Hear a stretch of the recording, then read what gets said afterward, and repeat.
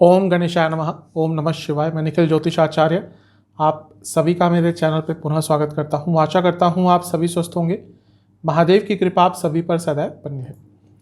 ये वीडियो मेष यानी कि एरीज के लिए महत्वपूर्ण है, क्योंकि यह वीडियो है 17 जुलाई 2023 से 23 जुलाई 2023 तक के साप्ताहिक राशिफल के बारे में।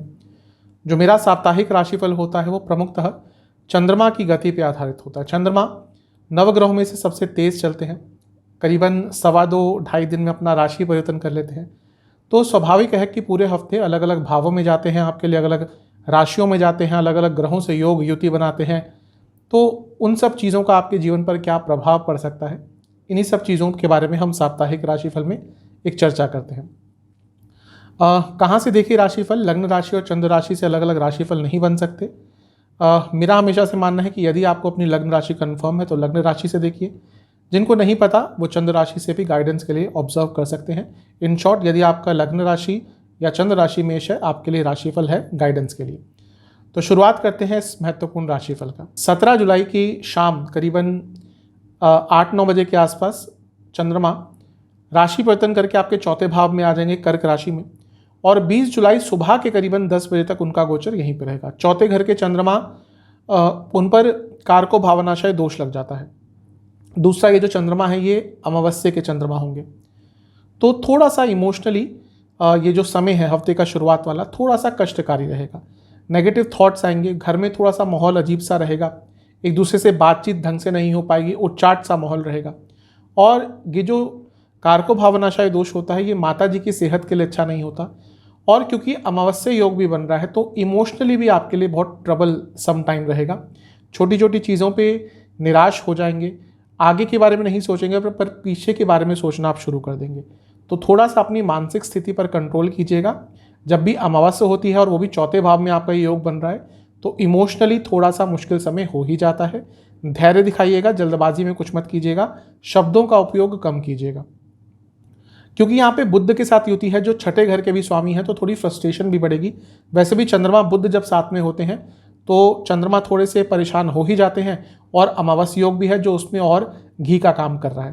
तो अपनी मानसिक स्थिति पर आपको हफ्ते के शुरुआती भाग में सबसे ज़्यादा कंट्रोल करना है, और फैमिली लाइफ पर भी कंट्रोल करना है।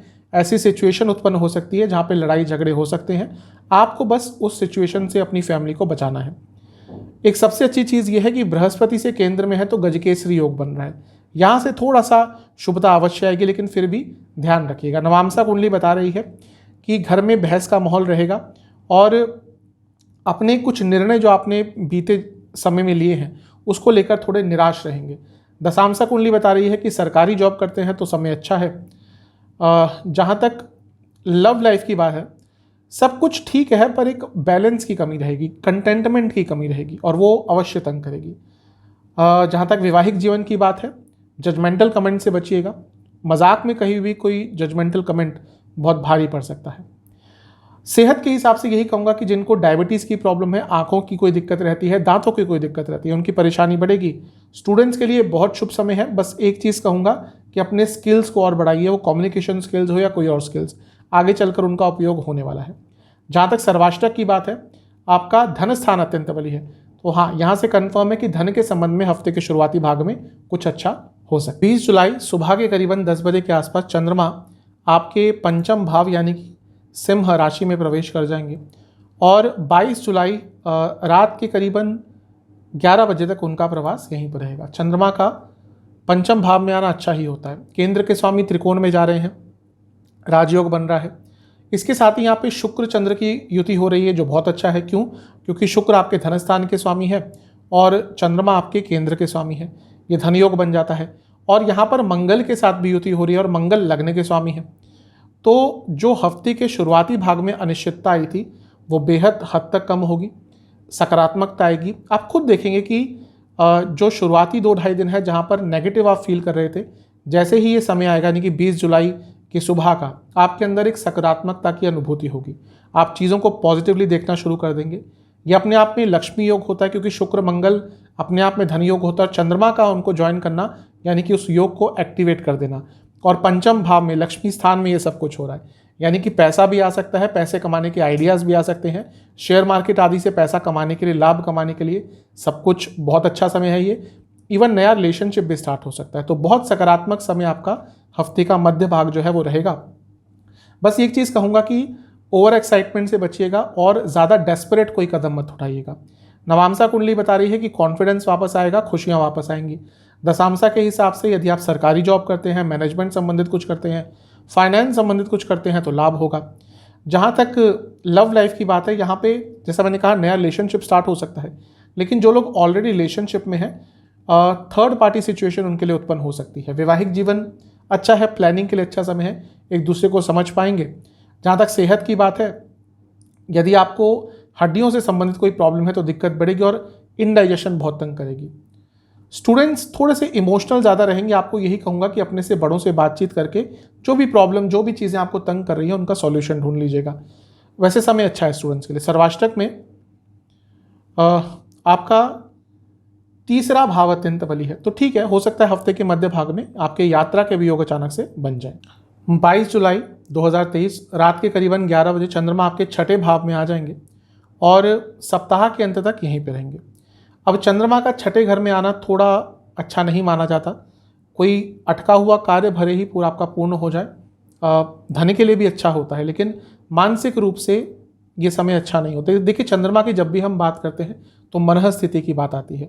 इसलिए जब कुंडली देखी जाती है, जब भी मेरे पास कुंडली आती है, मैं हमेशा देखता हूँ पहले कि व्यक्ति के चंद्रमा की स्थिति क्या है। तो अगर विष योग है, अमावस्या योग है, केमद्रुम योग है, तो व्यक्ति कहीं ना कहीं सेंसिटिव हो जाता है, तो उसी तरह से बात भी करनी पड़ती है। इसलिए चंद्रमा जब छठे घर में आते हैं किसी भी व्यक्ति के लग्न से, तो व्यक्ति थोड़ा सा टेंशन में जाता है, फ्रस्ट्रेशन में जाता है। अब यहाँ पे क्योंकि बृहस्पति से छठे में है तो शकट योग भी बन रहा है, यानी कि कुछ चीज़ें आपकी डिले होंगी और वो जो डिले होगा वो आपको फ्रस्ट्रेट करेगा। तो कोशिश आपको ये करनी है कि हफ्ते के अंतिम भाग में ज़्यादा गुस्सा नहीं करना, ज़्यादा इम्पल्सिव नहीं होना। जो कार्य डिले हो रहा है ठीक है, समय के साथ वो पूरा हो जाएगा, उसके कारण भी फ्रस्ट्रेशन नहीं करनी। इसके साथ ही आपको अपने घर में वाणी का प्रयोग बहुत सरलता के साथ करना है। कुछ भी ऐसे शब्द मत बोलिएगा जो किसी को चुभे, कभी भी नहीं बोलने चाहिए, लेकिन इस टाइम पर ज़्यादा ध्यान रखिएगा। और पैसों के लेन देन से बचिएगा। कोई भी आपसे पैसा उधार मांगता है, नहीं देना। और बड़ा कोई कार्य जहाँ पे पैसे का संबंध आ गया वो भी आपको इस टाइम पे नहीं करना है, क्योंकि चंद्रमा चौथे घर के स्वामी, और चौथे घर के स्वामी एक दुष्ट स्थान में जा रहे हैं, यानी कि माता जी की तबीयत दोबारा बिगड़ सकती है। ऑलरेडी उनको कोई प्रॉब्लम चल रही है, उनका ध्यान रखिएगा। और घर में भी थोड़ी सिचुएशन ऐसी नोक झोंक की, बहस की बन सकती है।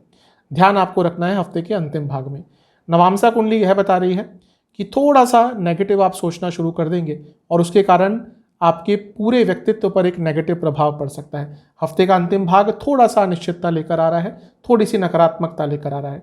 बहस होने की सिचुएशन बहुत ज़्यादा है और इस टाइम पे यदि किसी से बहस होती है तो इवन रिश्ता खत्म होने तक की नौबत आ सकती है, इसलिए थोड़ा सा कंट्रोल कीजिएगा। जहाँ तक दशांशा कुंडली की बात है, यदि आप टेक्नोलॉजी से जुड़ा कुछ भी कार्य करते हैं, आईटी सेक्टर में है स्पेशली, तो समय अच्छा जाएगा।